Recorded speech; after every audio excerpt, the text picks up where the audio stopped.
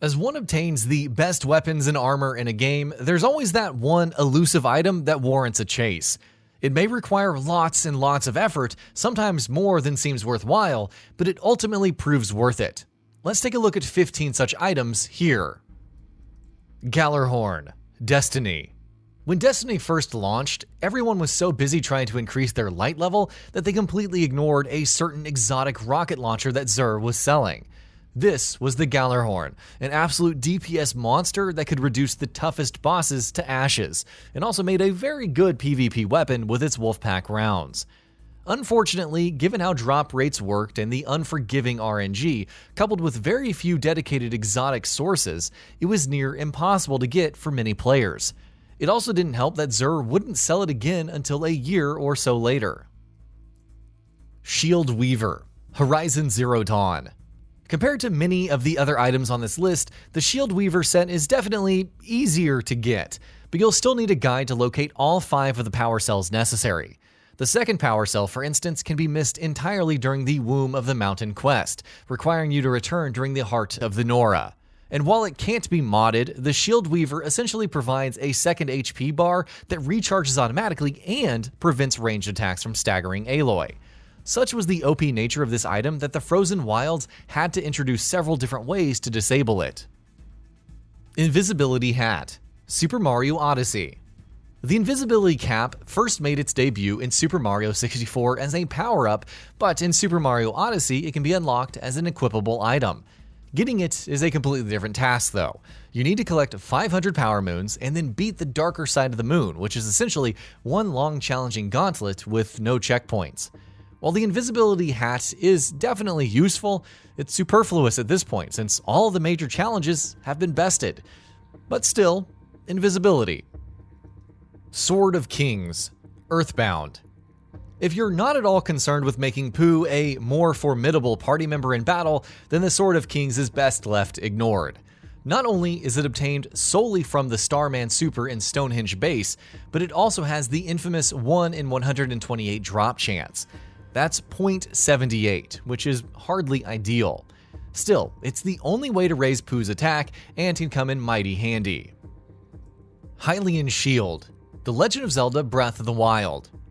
The Hylian Shield is as iconic as the Master Sword, but getting it in The Legend of Zelda Breath of the Wild can prove very annoying. The most straightforward way is to breach Hyrule Castle's prison, located in its basement. This involves dealing with dozens of guardians outside and incredibly tough foes inside. You could also purchase it from Grotz, but that requires completing a lengthy side quest to gather wood, which gets progressively more demanding as time goes on. Foam Finger, Dead Space 2. Have you ever wanted to point at the necromorphs in Dead Space 2 and make them explode? The Foam Finger accomplished this with ease. Unfortunately, it demanded quite a bit of time to unlock.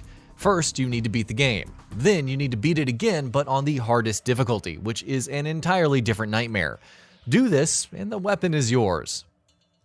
Forbidden Grip of the Ages, God of War. Leaving aside the Stonemason Edition's cloth map that had to be deciphered, obtaining God of War's Forbidden Grip of the Ages takes some doing. You'll need to venture to Muspelheim Tower and complete a puzzle, which once again is difficult without a guide. The Axe Pommel is very useful though, boosting all of Kratos' stats by 6 points and also adding a damaging wave to the last hit of an R1 combo. The Sham, Borderlands 2. Though it lacks any elemental resistance, the Sham possesses an arguably better trait in Borderlands 2, a very high rate of bullet absorption. Not only is this useful against enemies with firearms, but it also adds the bullets absorbed to your backpack and can help mitigate self-damage from rocket launchers. However, its dedicated farming source, the bunker, only has a 3.33% chance to drop it. You could wait till it drops from other sources in the game, but that could arguably take longer. Zenith, Terraria. Crafting Zenith, one of the strongest swords in Terraria, is a journey. You first need 10 other swords, including the Meowmere and Star Wrath, which have an 11.11% chance of dropping, and the vaunted Terrablade, along with a Mithril or Orichalcum Anvil. All in all, there are lots of different other weapons to craft beforehand. However, the Zenith is well worth it, dealing an insane amount of damage, passing through blocks without hassle, and having auto swing. Stun Arm Grade 3, Metal Gear Solid 5: The Phantom Pain. While Metal Gear Solid 5 allows for more haphazard methods of attack, the stun arm is useful for those who want to be non-lethal. That being said, it doesn't really shine until its Grade 3 upgrade. This bestows Thunder Strike, which can take down multiple enemies with the power of lightning, that too at an insane 50-meter range. All you need is 430,000 GMP and level 36 in R&D, while also dealing with the game's annoying timer, which is based on real-world time. Good luck. Thunderfury, Blessed Blade of the Windseeker, World of Warcraft. Back during the good old days of World of Warcraft, Thunderfury was one of the toughest legendaries to obtain. It involves obtaining the Bindings of the Windseeker, defeating Ragnaros of Blackrock Mountain, and smelting enchanted elementium bars, which are obtained from rare materials in the Molten Core and Blackwing Lair, the latter being a 40-person raid. Then you need to defeat Thunderon to receive the dormant Wind-Kissed Blade, and subsequently Thunderfury. The damage is already great, but equip it on a tank and never worry about threat issues for your DPS ever again. Unlabored Flawlessness, Ninja Gaiden. Obtaining the wooden sword in Ninja Gaiden is fairly easy, just buy it from Muramasa's shop. It's not very good though, lacking the ability to decapitate, perform ultimate techniques, and much more. Upgrading it 7 times hardly seems worth the effort. However, if you manage to tough it out, you get the Unlabored Flawlessness, a weapon that increases your attack damage at lower health up to 200%. Granted, there is an inherent risk involved, but those skilled at survival can cheese pretty much any opponent with it. Hadoken, Mega Man X.